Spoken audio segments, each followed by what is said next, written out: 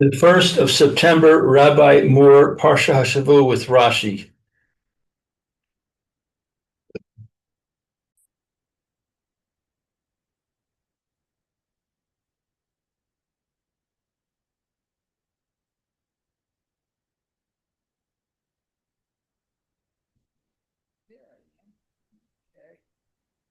Okay, good afternoon, Lou.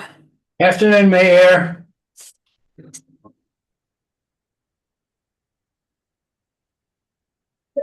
He's coming. Excellent.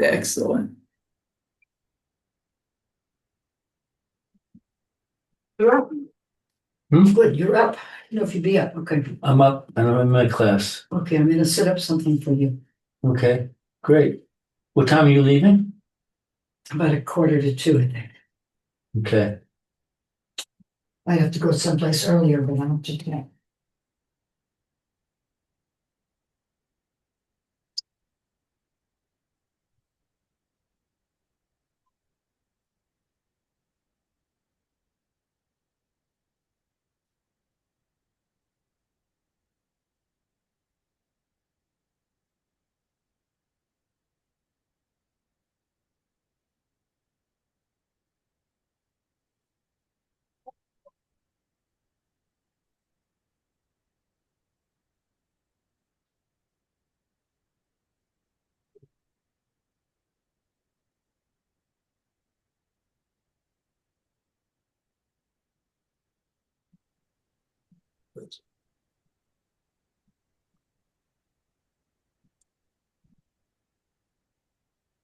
Fine, let's go.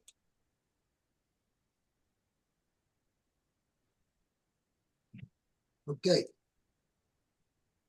In the beginning of Parsha's Ki-Seitzei.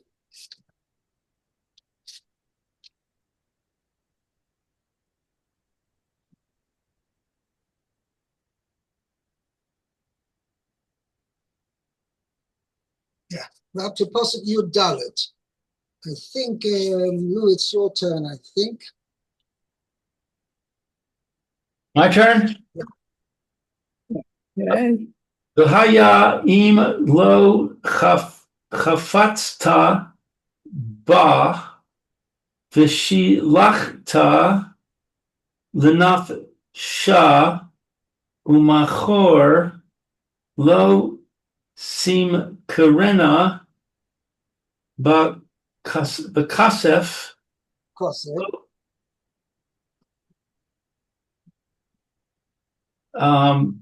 Tis Amer Ba Tachas Asher Nisa.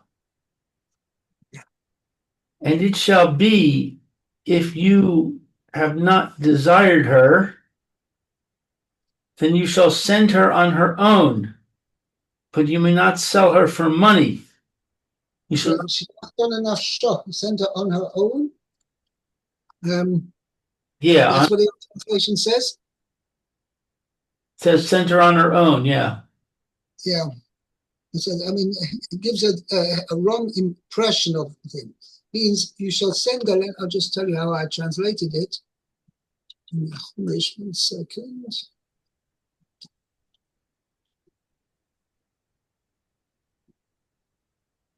Shall release her to do as she wishes. Means Lenafsha means she's her own boss. Oh. That's the meaning. Okay. Okay. But you may not sell her for money, and you shall not put her to work, because you have afflicted her. Right.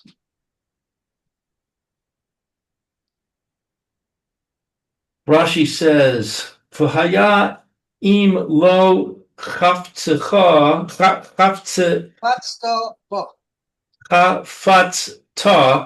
ba hakasuv mi vasercha." Scripture informs you, shesofcha lis no sa, that your end will be to hate her. Lo sis mer ba. This is an interesting word. Rashi is going to point out that this word appears very rarely in I don't know if it appears anywhere else in the Torah. Okay, Rashi is going to say actually it's a Persian word. Lo sis tamesh ba. Do not use her. Right. Bilashon parsi korin laavdus v'shimush amara. Imra'ah. You have imara. I have Ayin Yud Mem Resh Aleph Hey. Let me see if I Oh, I have a different spelling than you do, and I have different vowels. Different Ayin vowels. Yud Mem Resh Aleph Hey. Well, you have a hirik under the ayin. Yeah. I have Ah, a patach, Okay. And no Yud obviously then. and oh no. yeah. Right. In the Persian language, slavery and servitude are termed well, what I have is amara. Mi Misodo shel Rabbi Moshe Hadarshan Lemad Chain. I have learned this from Rabbi Moshe Hadarshan.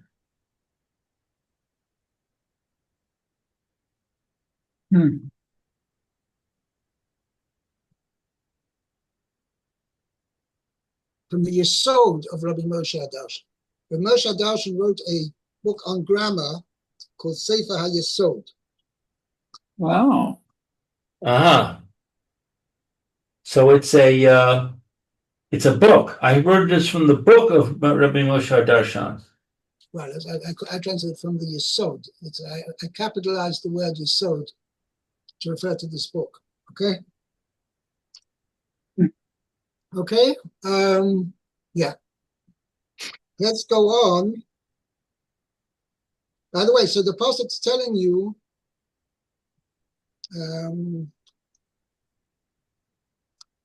actually the Mepharshim point out over here that Yefas Torah, who we mentioned over here, we're talking about a woman who you meet in battle and you desire her, the Prophet's saying. So he's initially allowed to have relations with her. You take her as a wife. Then after he's had initially relations with her, he's not allowed to again or continue to have relations with her unless he goes through this whole process of bringing her into his house, shaving her head, making her look ugly, and putting her ugly clothes, and she should weep for her parents. Okay, and even though he doesn't, let's say he doesn't want her, then he should send her away, but he's not allowed to treat her as a slave. In other words, he's not allowed to take this non-Jewish woman as a slave. Why? The Pasuk tells him, since his original intention was to marry her, because he had relations with her, and that was obviously with the idea that he was later going to marry her, then he's not allowed to treat her like a slave. Okay? Yeah, Mayor, let's go on to Pasuk 15. Okay, it says, Ki tiyena leish shtei nashim, achat uva v'ha'achat snua v'yaldu lo banim, ahavuva v'hasnua v'yahaben habechor lisnia. Last New York. Lasnia. Okay, so if a man has two wives, one is he loves, one is hated, and they bear him sons. Okay, the loved one and the hated one, and the son of the hated one was the Bechor, the firstborn. Right.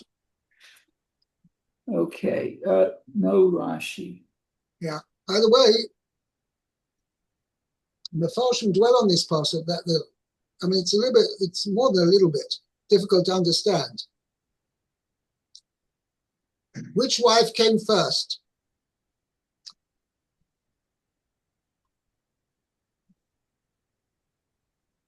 That's actually a good question. I would say, based on the pasuk, the beloved one came first. Right. And then, who gave birth first? The one that was hated. Well, that's what the Pasuk says, ben abachol asnir. But the Pasuk says, v'yoldu lo vanim, or ahuva v'asnua.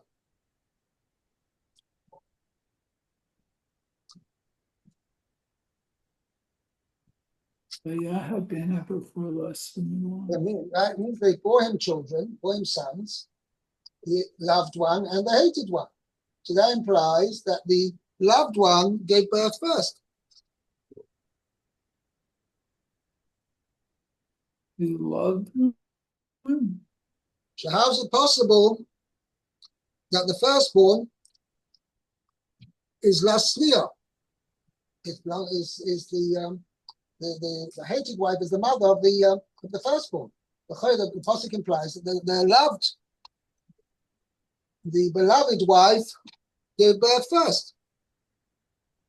Mm-hmm.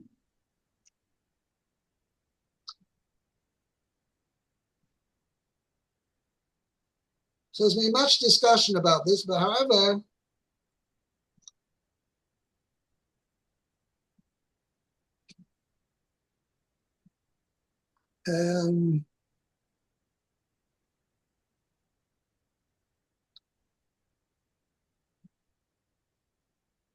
Vilna Gaon has a whole pshat over here, which many Mefarshim,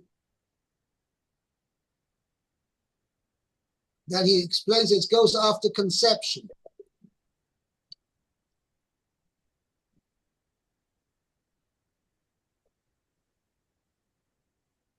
That, but the mice, okay, we'll leave there. I'm not going to go into it right now, but the implication is that the birthright goes after the child that's conceived first. However, that's a very major question because the halacha is not like that. The child that's born first, he is the firstborn. Okay, we'll have to leave it as a question. Okay. Okay. Let's go on to Pasuk 16. Okay. V'haya biyom hanchilo et banav et asher yiriyeh lo yuchal levaker et ben ha'avuva al pnei ben hasnua habechor. Okay, so in that day, will be Hanchila. On the day that he Hanchila is to cause to inherit. He causes the sons to inherit. So I translated that. I translated maybe it's a little bit off the beaten track, but here on the day when he passes down what is his as inheritance, he passes down what is his as inheritance to his sons. Wow. Okay. Means to pass down as inheritance. That's lahanchil, means to pass down as inheritance. Okay. Yellow Lo yuchal. He's not able to give to. Vaker means to make the firstborn. No, to the firstborn. To give the birthright to the son of the loved one, of the son of the hated one, the firstborn. Oh, okay. Okay, let's go on to Pasuk Wow. Yud Zayin. Yud Zayin. Ki et habechor ben hasnua yakir latet lo pish shnayim b'chol asher yimatzei lo ki hu reshit eno no ono lo mishpat habechorah.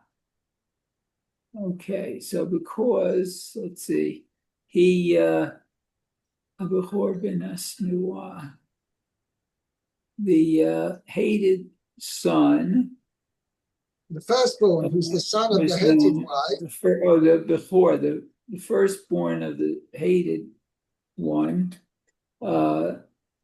he recognized to give latate lo, to give to him the twice, two times. Okay. That all that he found. yeah, well, it means everything that he has. Everything that he say has. means it's not found, but it's found with him, meaning it's a passive form. Oh, okay.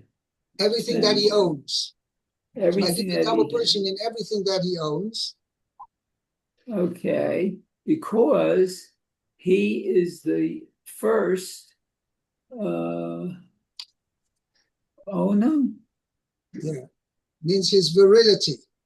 Oh, virility! Wow, His strength. his strength. Okay, so he is. To him, he is the firstborn. To him are the rights of the firstborn. The rights of the first mishpat. Okay. Okay, so Pishnayim, double. Keneged Shnei Achim. It's Keneged Shnei. According to the two sons, two brothers. Yeah, what it means is as follows. Pishnayim doesn't mean double portion.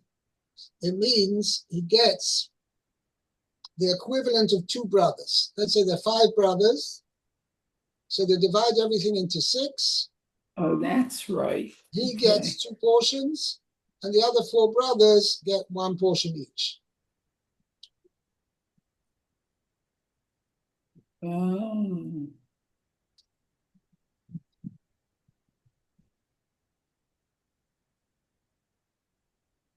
So the first brother gets 2 portions. Okay. Wow. Yeah, so that means 2 portions means he gets, depending how many brothers there are, that's how much he's going to get. Got it. 2 brothers. Yeah. Okay. Then let's see. B'chol asher yimatzei lo. All that is found with him. Okay, so mikan, from here, she'ein ha-bechor notel pi shnayim. In this case, the firstborn does not take double portion. Ra'oi lavo la'achar mitat ha'av. It's appropriate, I guess, to come after the death of the father. After the death, it's going to accrue after the father dies. Okay. I'll give an example. The father has money in the bank. Okay. Okay. So does the Bechor get 2 portions of it? I mean, does he get a double portion of the money in the bank?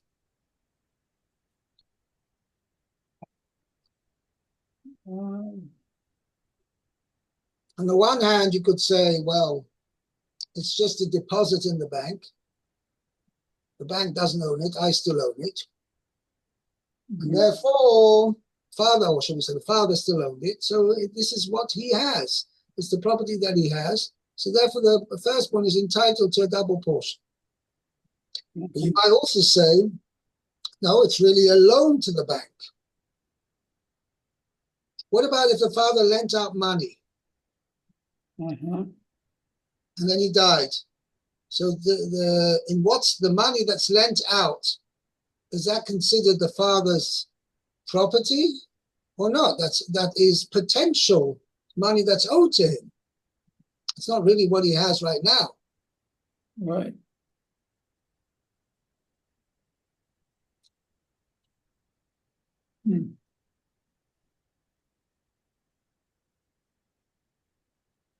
Okay?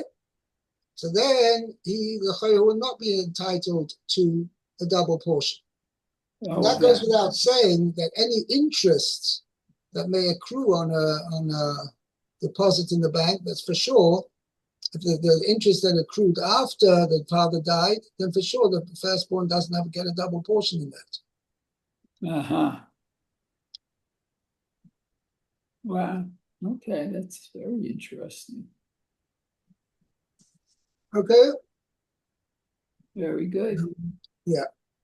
Let's continue. No, that's the end of the Rashi. Okay. I think maybe we'll stop here because this is already a new section. So Bez Hashem, Lou, you start tomorrow with Pasuk Yud Ches. Okay, very good. Shayach, thank you so much, Rabbi. Thank you, Rabbi. Have a good day. You too. Okay. Well, Take care, Lou. You too, Meir. Thank you.